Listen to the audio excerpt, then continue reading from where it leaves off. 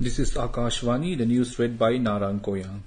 Ahead of the monsoon session of Parliament beginning tomorrow, the government has convened an all-party meeting this afternoon to ensure smooth functioning of both Lok Sabha and Rajya Sabha. During the meeting, government will seek cooperation from all political parties. The Business Advisory Committee of the Lok Sabha is also scheduled to meet today to discuss legislative business to be taken up during the session.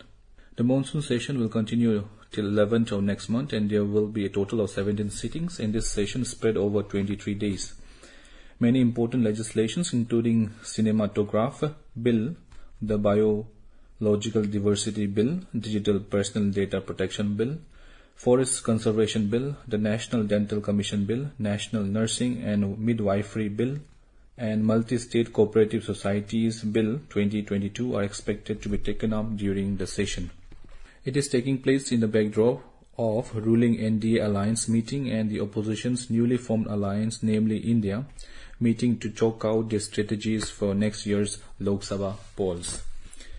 In the Kashmir Valley, security forces today foiled an infiltration bid in Machil sector of North Kashmir's Kupwara district by killing 2 terrorists this morning. According to official sources, in a joint operation launched by Indian Army, Border Security Force and Jammu and Kashmir Police, an infiltration bid was foiled today morning by alert troops along the line of control in Machil sector of Kupwara. In the operation, 2 terrorists were killed, whose identity is being ascertained. 4 AK rifles, 6 hand grenades and other warlike stores have been recovered from their possession. Meanwhile, operation in the area was continuing till the reports last came in. Today's infiltration bid was foiled a day after security forces killed 4 foreign terrorists in Poonch of Jammu division. The Bengaluru City Crime Branch has busted a terror module in Bengaluru by arresting 5 radicalized youths and confiscated from them 7 pistols, 45 bullets, walkie-talkies, dagger and 12 mobile phones. The Bengaluru City Police Commissioner B. Dayananda informed media persons that these people had contact with 2008 Bengaluru blast accused T. Nasir, who is absconding abroad and said to be a Lashkar-e-Taiba operative now. Preliminary interrogation of the arrested youth has revealed that they were mandated to carry out terror acts in Bengaluru. The Hebel police station has filed a case against the 5 persons arrested today under Unlawful Activities Act. The Asian Development Bank today retained India's economic growth forecast at 6.4% for the current financial year and 6.7% for the next. The ADB said robust domestic demand will continue to support the region's recovery. In an update to its Asian Development Outlook, the ADB said inflation is expected to continue to fall, approaching pre-pandemic levels as fuel and food prices decline.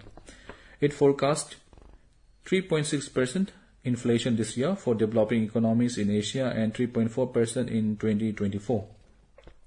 The Indian economy grew 7.2% in the 2022-23 fiscal. India has voiced support for the UN's efforts in continuing the Black Sea Grain Initiative and expressed hope for an early resolution to the present impasse. The reaction came a day after Russia announced it was terminating implementation of the UN-brokered deal that allowed export of grain and related foodstuffs and fertilizers from Ukrainian ports. Addressing the UN General Assembly's annual debate on the situation in the temporarily occupied territories of Ukraine, India's permanent representative to the UN ambassador, Ruchira Kamboj, said New Delhi is concerned about the recent developments in the region which have not helped in securing the larger cause of peace and stability. She said India has supported the efforts of the UN Secretary General in continuing the Black Sea Grain Initiative and hopes for an early resolution to the present impasse. Kamboj added India continues to remain concerned over the situation in Ukraine.